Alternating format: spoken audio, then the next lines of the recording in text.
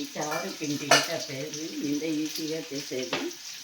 మన ఇంట్లో ఉండే చారుని మన ఉప్మాకి వెళ్ళిపోయాము. ఎంతో ఈజీగా టేస్ట్గానే ఉంది చూడండి.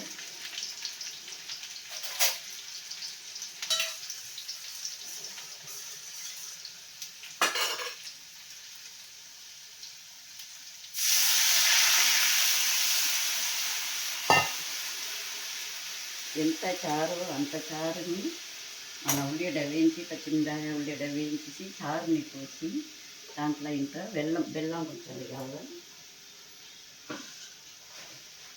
బెల్లం వేసి చారు పుల్లేటప్పుడు ఎంత చారు అంత దానికింత కొంచెం తక్కువగా పిండి రైస్ ఫ్లవర్ వేసాక దాన్ని కలవటి ఎత్తి తింటే సూపర్ అయిన టేస్టీ అయిన చారు ఉప్మా చారు పిండి ఏం బాగుంటుందని చెప్పొచ్చును.